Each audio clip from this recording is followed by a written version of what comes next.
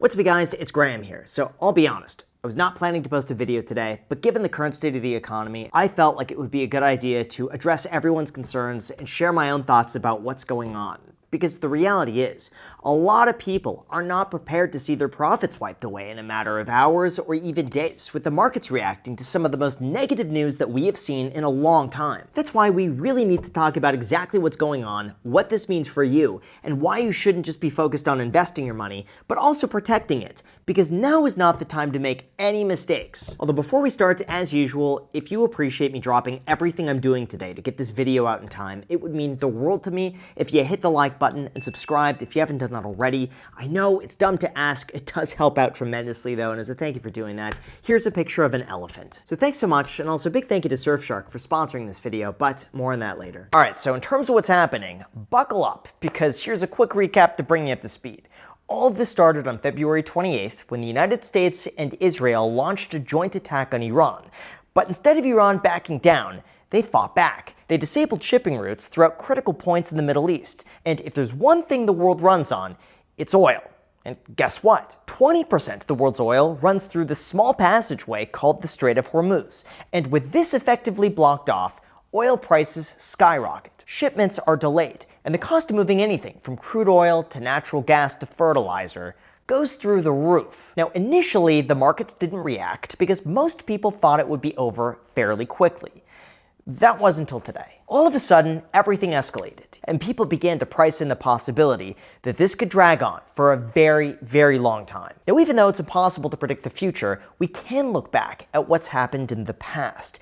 And here's where things get interesting when it comes to market crashes. In terms of how bad things could potentially get, we gotta talk about the year 1907. This was a time when the stock market crashed 50% after the 1906 San Fransisco Earthquake, when heavy insurance payouts caused people to withdraw their gold from banks. Of course, that resulted in people panicking, the entire economy collapsed, and fun fact, that actually led to the financial policies that we have put in place today, known as the Federal Reserve. However, shortly after this 50% sell-off, the stock market surged 193% over the next 4 years, and that continued until we hit the Great Depression of 1929. Back then, the issue was that banks were lending out money to people so freely for the purposes of investing, because back then, the stock market just kept going higher. But once the stock market showed the slightest glimpse of topping out, everyone started selling at the same time. They then went to the banks for fear that the banks would go out of business and started to pull their cash out, but the banks didn't have the cash because they had lent it out to other people for the purposes of investing. This led to the stock market dropping 83% over 3 years with a nearly 25% unemployment rate.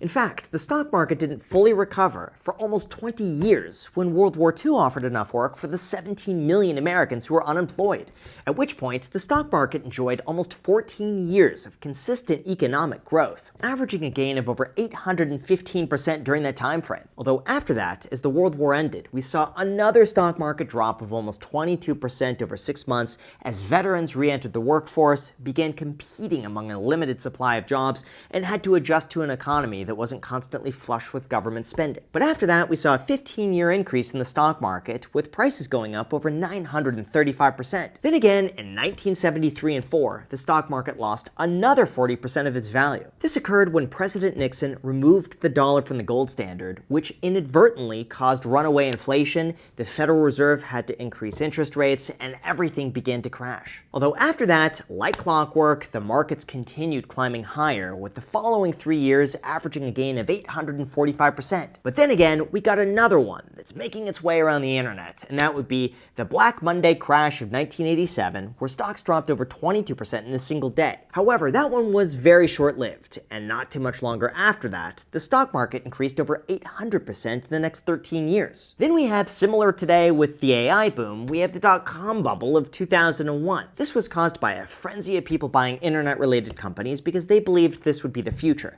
But when those companies never actually made any money, eventually the bubble popped and people lost about 40 to 60% of their value. But even despite all of that, the market still recovered, and over the next 5 years, we saw almost 110% growth until the Great Recession of 2008. I'm sure sure this one doesn't need too much explaining, but basically banks lent out too much money to people who couldn't afford the mortgage payments. They eventually defaulted. That fell back in the banks went out of business, and the stock market dropped about 50%. However, after that, we recovered in the longest running bull market ever in history until COVID, when the markets quickly fell 30%. To help with that, the government printed a lot of money, and that led to a 120% increase over the following 5 years. And finally, we had the tariff scare of 2025, when the stock market saw its largest single-day losses ever in history. And of course, you guessed it, we are up another 35% from the bottom. So in terms of what happens next with this panic, you're 100% going to want to hear this. Although before we go into that, as the economy gets more uncertain and financial stress rises, identity theft, fraud, and data breaches tend to increase right alongside with it. At the same time, our lives are more online than ever. I'm talking banking, investing, taxes, passwords, personal documents. This means that a single vulnerability could expose way more than people expect, especially if you're logging in public Wi-Fi networks at airports, hotels, or coffee shops. You're basically relying on networks you can't control. That's exactly why protecting your personal information matters way more today than it ever did in the past. And our sponsor, Surfshark VPN, is there to help. They're able to help protect your information by encrypting your online data, masking your IP address, and preventing hackers from identifying your city, country, and download history. Or basically, a VPN works by swapping the real location of your device with a new one, giving you the ability to virtually travel anywhere around the world. This means anytime I'm away on vacation, I could swap my location back to the United States so that everything works normally. Or if there are shows that are only available in select countries, I can instantly change my location so that they play wherever I am. Even better, Surfshark's Clean Web feature also blocks ads, trackers, malware, and phishing attempts, allowing you to surf the web safely. Plus, they don't track, store, or monitor what you do online. This means there's no connection or activity logs, so you can rest assured your activity is private. Without exaggeration, there's no reason you should not be using a VPN anytime you're online, which for most of us is probably like 99% of the time. So if you want to get started, check out surfshark.com/Graham with the link down below, and use the code Graham at checkout to get an extra 4 months for free. They also have a 30-day money-back guarantee, so you could try them out and see what you think with no risk whatsoever. Again, that link is down below with the code Graham. Thank you so much, and now let's get back to the video. Alright, now in terms of what's most likely to happen next, keep in mind that there's always a reason not to invest. Like, even though it's very easy to think that, ooh, events like this are completely unique and this has never happened before, the reality is it's not exactly uncommon. Like, take a look at this chart here. As you can see, throughout the last 80 years, almost every decade, there is something that happens which causes the stock market to sell off. But over time, eventually it recovers and we continue moving on as normal. Here's the thing we gotta realize. Even right now, the time I'm filming this video, the S&P 500 is still at the same point that was just a few months ago. And objectively, it's still up over 70% in the last 5 years, not including dividends. If you want even more proof about how profitable the stock market could be, take a look at this chart over the last 100 years. Green signals years of profit, red signals years of losses. As you can see, there's a lot more green than red. But there are red years of 17% losses, 23% losses, 30% losses, and even 40% losses. Although, guess what? After almost every single one of them, there are years of profits, and typically it's multiple years of profits. And if you panicked and sold just waiting for the bottom, you would have missed out on a lot of the green. Separate from that, I mentioned this the other day, but I just want to repeat myself because I think it'll save people a lot of money.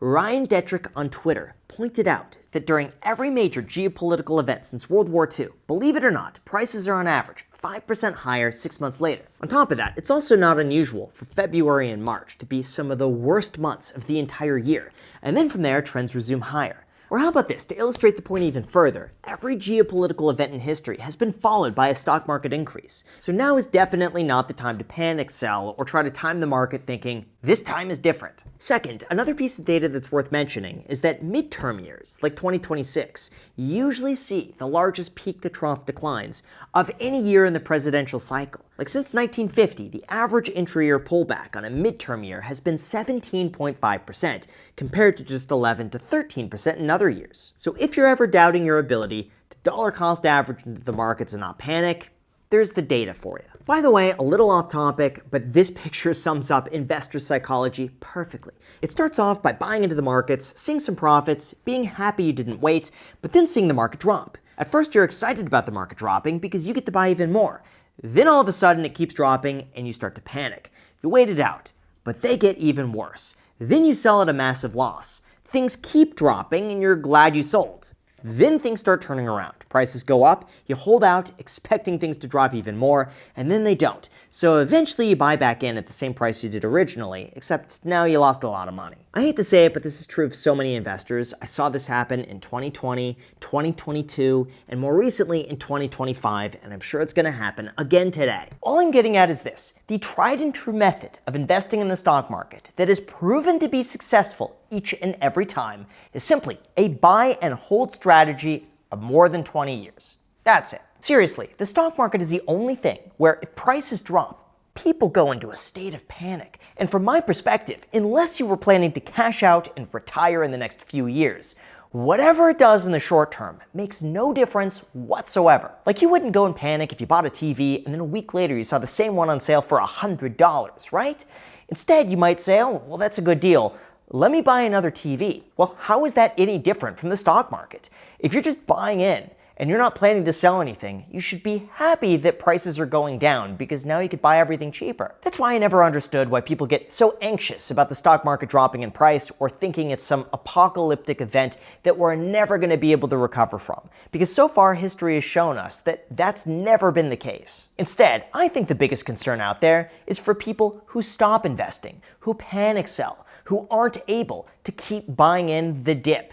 If you're one of those, then unfortunately the stock market falling, it could be pretty bad if you take the wrong measures. But as long as you stay employed, keep investing consistently, and have a long-term outlook, you're going to be just fine. If anything, you're probably going to wind up making more money. Honestly, now's not a time to panic, but it is a time to take a proactive approach for your finances, track your expenses, save and invest consistently, and put yourself in the best position possible. If anyone asks me if I think it's a good time to invest in the markets, I'm going to say yes, but as long as you have a long time horizon and not looking at the next few weeks or even few months. And don't get me wrong, I have no idea what's going to happen in the future. Maybe things get worse, maybe tensions escalate, or maybe a resolution gets worked out within like a few hours of me posting these videos, because I seem to have just awful timing when it comes to that. I post something and then an hour later, the entire video is just irrelevant because something new has happened. The markets change so quickly. Just place a strong emphasis here on keeping with the plan as usual and view this as a test of your willpower to make sure you don't mess this up.